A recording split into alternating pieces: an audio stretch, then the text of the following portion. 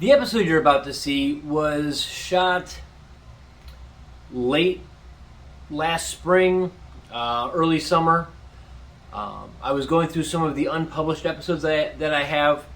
I'm not 100% sure why I have a few that I never got around to assembling and putting out for you guys. So this footage is old, but things that we did back then that I just never got around to letting you see. So I hope you enjoy.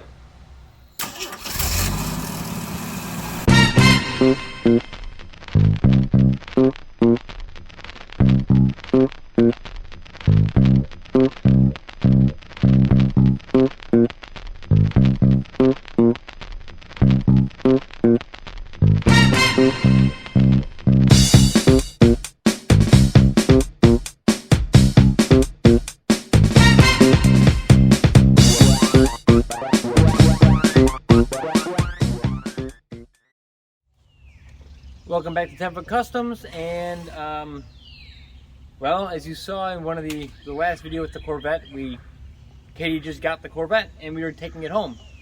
And this is that same day, and we're just gonna try. We were just planning to dig into it and kind of see what we were working with, and this is kind of snowballed. We tore out a whole bunch of stuff over there on the passenger side. I can show you that really quick while she gets some of this really nasty trim out on this side. So that seat there was what was in the passenger seat, and it was bolted in with one bolt. So we took that out. This is all of the carpet that was in there. It's just house carpet. And we took out the seat base. I'm going to try to repair the seat base if I can, so we can redo the seats. Oop. This piece of trim, hold on. This piece of trim I got out of an 85 Corvette. It seems to fit close enough that we can make it work. I had to do some repair on them, but those will go back in. I was just fitting them over there. We have to take out the speaker on, well, I'll show you what we did in here. So when we got in here, I pulled the carpet up because I knew that there was a hole. So this whole piece here is broken out, and I pushed it all back down and got it kind of close. I'll just come in here and glass all this. Katie was gracious enough to let me take care of all the fiberglass work. She said she's going to feel bad about me getting all itchy and scratchy, but she'll let me do it. And then what I didn't know is this pan, it kind of comes up in here. This was seam sealed in here. This is a steel pan that I'm going to have to clean up a little bit. But looks like someone tried to jack up the floor here with a jack, and they cracked the seam there and kind of bent it up a little. I already beat it down with a hammer and got it really close back to factory height. This bolt here is still kind of bent. But so I was just trying to see what I was dealing with in here. We don't have any of the trim for this part, but I'll track that down. This is kind of broken up, so if I can get an entire center console area, that'd be fine. This is probably going to go away, and we're just going to replace the speaker. This Delco Bose system, I guess, is kind of antiquated and hard to tie into, so we're probably just going to get rid of it altogether and just do some standard a standard head unit and speakers. So that's what we're here. We just got the piece of trim off on that side that was going to cut someone's leg. And what our plan is now, the day I brought this home, I locked the doors on it and I couldn't get the doors unlocked. I still couldn't even budge the driver's side lock at all from the outside. I finally got the passenger side unlocked so that I could push on the unlocker, which is it is stuck almost solid. So we're going to take the door panel off and see if we can fix the locks. There is a list of 4 things we need to have this done. Yes. So that it is safe enough for you to drive to work and back on a daily basis. One being seatbelts. Yep. This seatbelt does not work. It is stuck. So I have another set of those I picked up. So we need to get seatbelts fixed. We need to get windshield wipers working because they're the wrong windshield wipers on the car. I did order a set of those. That should be the proper set. They're the lower profile. Blinkers. We don't have blinkers on this car, but we did find out that the hazards work, which means the system's working, it's just that the blinker switch is broken. Ordered a blinker switch today. All these things I couldn't order over the past 2 weeks because then Katie would have known I was ordering parts for a Corvette. So now that she knows she has a Corvette, I can actually order parts to fix it.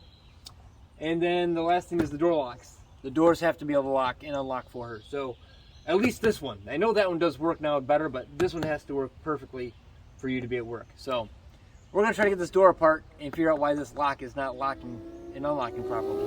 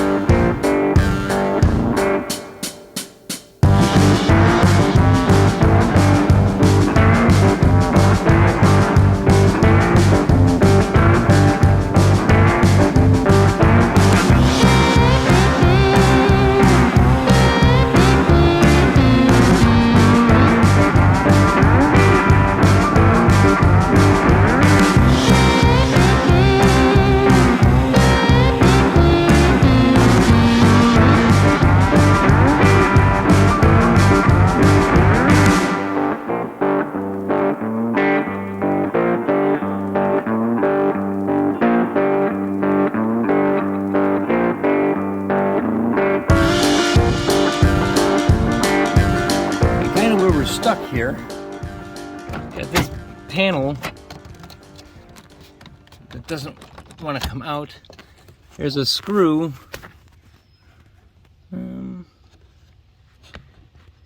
of down behind. I don't know if you can see it, but there's a screw downside there. But I don't know if that's part of what's holding this piece in. So it's time for Google. So this is what we found out. You gotta get a screwdriver in, and this is just popped on a rod. So you have to pry at it and it should pop off. Yep, that just like that. That was easy enough. Like that. Okay, now this piece should come out. This piece? No, that piece. Or does the old? Oh, do you have to take that screw out now? Can you get that screw out now?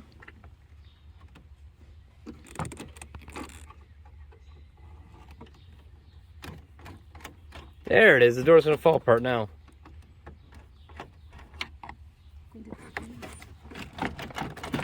Yep, there it is. Okay, hold on, we got some stuff connected back here. This is the door for the back popper. Right there.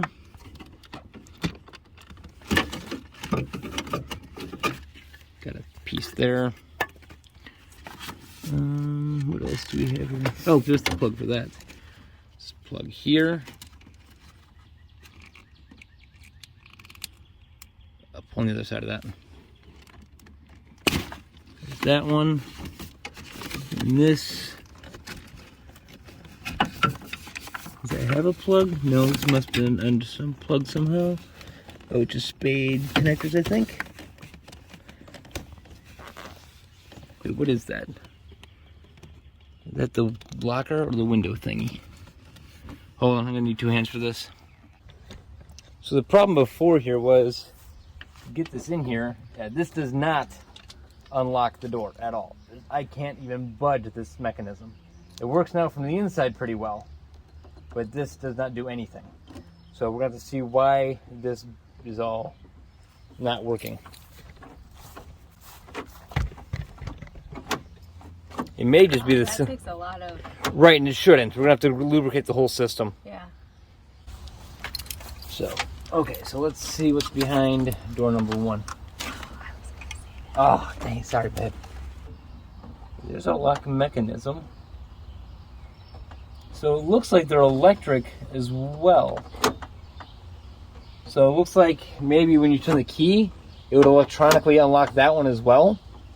Oh. So it looks like it's 2. There's a power wire running to it.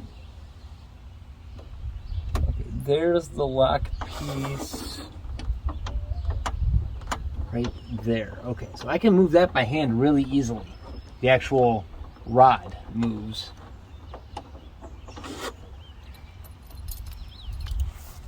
If I put a key into it,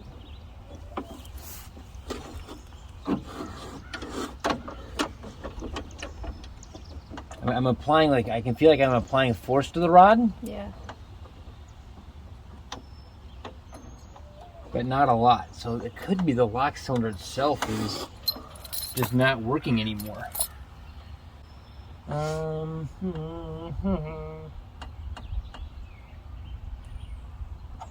Oh wait, what is that? Oh no, that's okay. It just pushes on that thing. So if that's the case, and that's all it is the fact that the lock cylinder isn't working very well. I might have some ACF 50 or some corrosion block. We'll try spraying it in there, but we'll also lubricate up all of these other pivot points. Yes. Here's grease, and then you get that small screwdriver. Anywhere where you see a pivot point, put a little bit of grease on it. So like anything. Oh, is that the actuator? That's the lock actuator right there. To see if it's what's keeping. Oh, actually, it's bindy up there. It might be this mechanism may need to be lubricated up pretty well, which I'd have to get a torque wrench for, which I don't have here. Let's just even get this part of it working, because lots and lots with this, we're okay.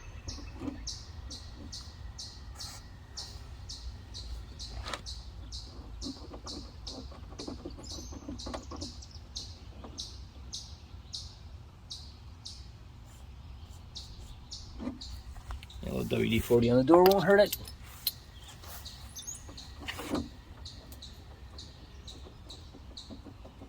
There's nothing here.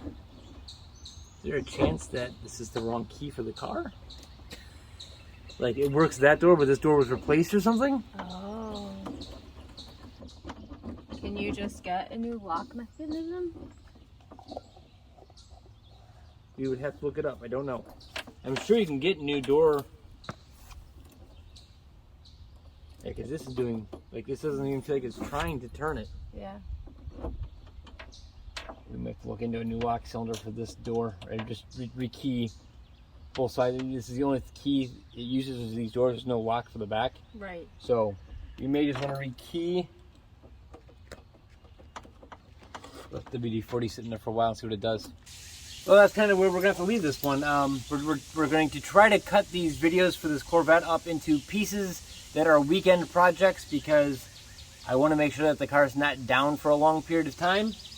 And from what I can tell, I believe that this key is either so worn out it'll never turn that lock cylinder again, or that lock cylinder doesn't belong to this key. I know it works on the passenger side, not great, but it does.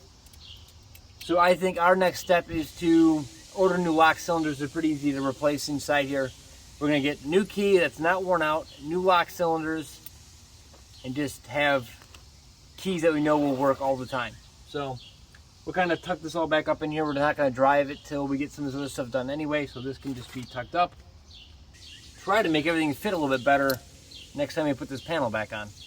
So with that, we'll end this video not getting anything done, but we did kind of learn a little bit more about this car and what needs to be done to it to make it a safe daily driver, and kind of our introduction to Katie's new C4. So that's where we're at.